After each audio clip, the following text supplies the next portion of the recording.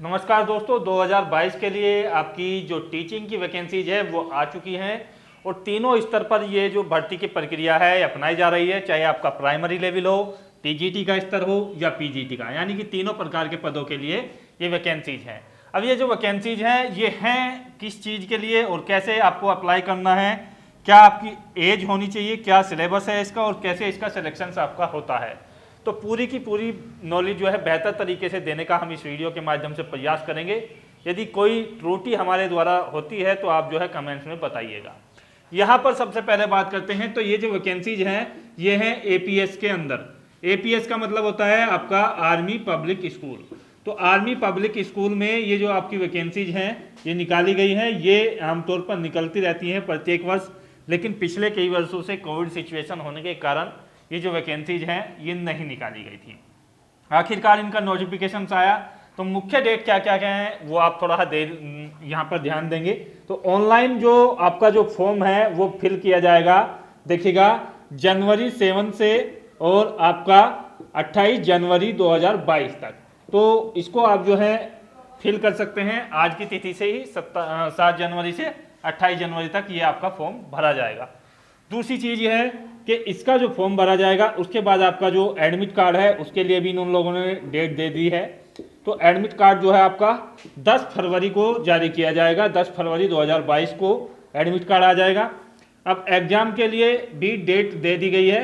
Exam जो होगा आपका देखिएगा 19 व 20 फरवरी को आपका होगा। तो टाइम्स आप लोगों के पास नहीं बचा हुआ है कुछ विशेष। आप जो है अभी से अपनी जो है बेहतर तरीके से तैयारी शुरू कर दें, क्योंकि ये जो सिलेबस है ये कई स्तर से बदला हुआ सिलेबस है। अन्य टीचिंग एग्जाम्स में इस तरीके का सिलेबस जो है नहीं पूछा जाता है।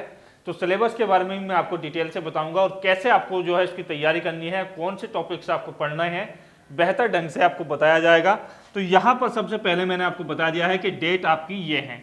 दूसरी बात यह है कि शुल्क कितना लिया जा रहा है, यानी कि फीस कितनी है इस फॉर्म को भरने के लिए। तो 385 यहाँ पर नोटिफिकेशन में दी गई है। तो ये नोटिफिकेशन में फीस दी गई है, इसको दे करके आप जो है इसको फॉर्म को भर सकते हैं। दूसरी बात कर लेते हैं इसके लिए आपकी एज की। तो एज यहाँ पर जो दी गई है वो दी गई है, देखिएगा 1 अप्रैल 2021 से एज की काउंटिंग होगी। 2022 से आपकी नहीं होगी, 2021 से। तो कितनी होनी चाहिए? 40 वर्ष तक आपकी एज जो है यहाँ पर काउंट की जाएगी। तो 21 से 40 वर्ष के कैंडिडेट जो भी हैं बीच के, वो इसमें अप्लाई कर सकते हैं। अब क्वालिफिकेशंस की ओर चलते हैं कि क्वालिफिकेशन में क्या आपको टीईटी होना जरूरी है, सीटीईटी जरूरी है, या बीएड जरूरी है, या डीएलएड जरूरी है। तो आप जो है इसको ध्यान से देखेंगे क्वालिफिकेशंस को। मैं यहाँ पर क्वालिफिकेशन जो है प्रत्येक पद के लिए लिख रहा हूँ, आपकी टीजीटी के लिए भी, पीजीटी के लिए भी और आपका यहाँ पर प्राइमरी टीचर्स के लिए भी। तो देखिएगा सबसे पहले गौर करते हैं यहाँ पर प्राइमरी टीचर्स के लिए जो आपकी क्वालिफिकेशंस है, जो आपकी योग्यता है। योग्यता में यदि बात की जाए कि प्राइमरी टीचर्स के लिए क्या है, तो इसमें कहा गया है कि बीएड हो आपके पास, बीएड इंटीग्रेटेड बीएड हो। इंटीग्रेटेड का मतलब है कि जो बीएड होती है उसमें 4 वर्षीय जो कोर्स होता है बीएड का, जिसमें बीए बीएड या उस तरीके से ग्रेजुएशन के साथ आप बीएड करते हो, तो 1 वर्ष आपका बचे जाता है, उसको बोला जाता है इंटीग्रेटेड बीएड। दूसरी चीज़ है कि 2 वर्षीय डिप्लोमा हो टीचिंग का, 2 वर्षीय डिप्लोमा हो टीचिंग का। तो इनमें से कोई सी एक योग्यता आपके पास होनी चाहिए, या मैंने यहाँ पर लगा दिया है और, तो या तो आपके पास ये हो या 2 वर्षीय डिप्लोमा हो। डिप्लोमा लाइक ऐसे होता है कि जैसे आपका डीएलएड होता है, तो डीएलएड बोल दो, या इसको जो है बीटीसी भी बोला जाता है। तो ये आपके पास है, तो आप जो है इन दोनों में से कोई सी भी योग्यता है तो आप प्राइमरी में अप्लाई कर सकते हैं। अब बात आती है कि इसके जो टीईटी होती है यानी कि सीटीईटी, उसकी आवश्यकता है क्या। तो देखिएगा इसमें कोई नोटिफिकेशन में ऐसी जो है ज़रूरत यहाँ पर पेश नहीं की गई है कि आपके पास सीटीईटी क्वालिफाई होना चाहिए या नहीं होना चाहिए। तो यहाँ पर सीटीईटी का महत्व नहीं है या किसी अन्य टीईटी का महत्व नहीं है। बात करें टीजीटी की, तो टीजीटी में केवल बीएड आपके पास होना चाहिए। और मैं इसके यहाँ पर प्राइमरी के लिए भी बता दूँ कि इनमें से कोई सी भी चीज़ आपके पास है तो कम से कम 50% मार्क्स आपके पास होने चाहिए। साथ ही साथ आपके पास जो ग्रेजुएशन है, तो ग्रेजुएशन में भी आपके पास जो है 50% मार्क्स होने ही चाहिए। तो ये क्वालिफिकेशंस है। ग्रेजुएशन के साथ साथ आपके पास बीएड हो या आपके पास 2 वर्षीय टीचिंग डिप्लोमा डीएलएड की तरह हो, और दोनों में ग्रेजुएशन में भी और उसमें भी कम से कम 50% मार्क्स आपके होने चाहिए।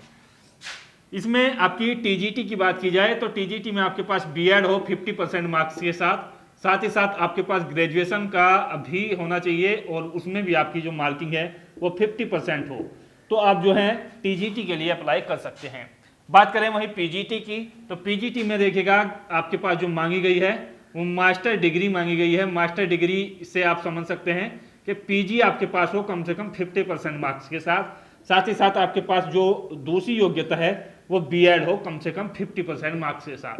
तो दो योग्यताएं यहाँ से आप क्वालिफाई करेंगे तो आप अप्लाई कर सकते हैं। दो योग्यताएं यहाँ हैं और दो ही योग्यताएं यहाँ हैं, ग्रेजुएशन और आपके पास इनमें से कोई सी चीज़।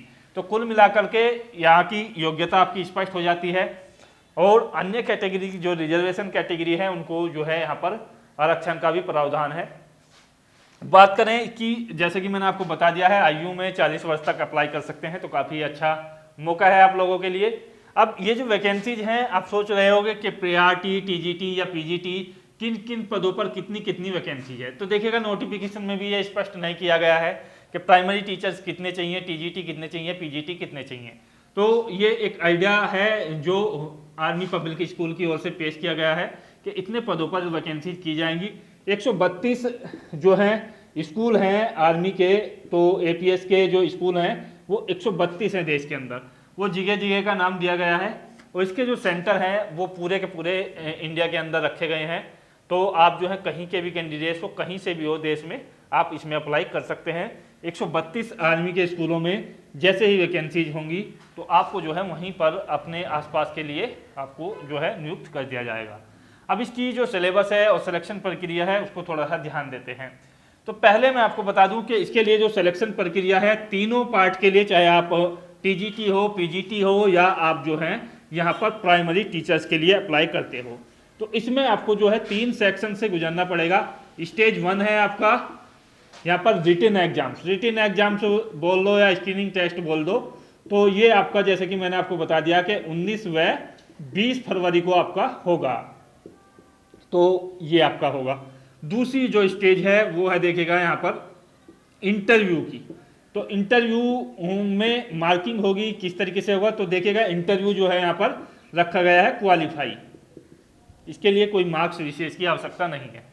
रिटन एग्जाम्स का जो सिलेबस है वो अभी मैं आपको बताता हूँ। उससे पहले तीसरी स्टेज की ओर चलते हैं कि थर्ड स्टेज में जो है आपसे कराई जाएगी आपकी टीचिंग स्किल का। टीचिंग स्किल आपकी जो है यहाँ पर चेक की जाएगी। तो टीचिंग स्किल में आपको जो है अपने जहाँ भी आपका ये इंटरव्यू लिया जाएगा वहीं पर आपकी टीचिंग स्किल चेक की जाएगी और आपको जो है वहाँ पे पढ़ा के दिखाना है बच्चों के लिए, तो आपको जो है उस तरीके से देखा जाएगा। हालांकि ये एक तरीके से आप इंटरव्यू का ही पार्ट मान सकते हो, लेकिन इसको जो है नोटिफिकेशन में अलग स्टेज के रूप में दर्शाया गया है, जैसा कि हमने आपको बता दिया है। और मैं आपको बता दूं कि इसका जो रिजल्ट है, देखिएगा रिजल्ट जो है रिटन एग्जाम्स का जो रिजल्ट है वो भी आपका जो है यहाँ पर अनाउंस किया जाएगा। देखिएगा फरवरी के अंदर ही 28 फरवरी को इसका जो है रिजल्ट यहाँ पर घोषित कर दिया जाएगा। तो आप समझ सकते हैं कितनी फास्ट ये प्रक्रिया आपकी होने वाली है। अब चलते हैं सिलेबस की ओर, तीनों का सिलेबस क्या होगा।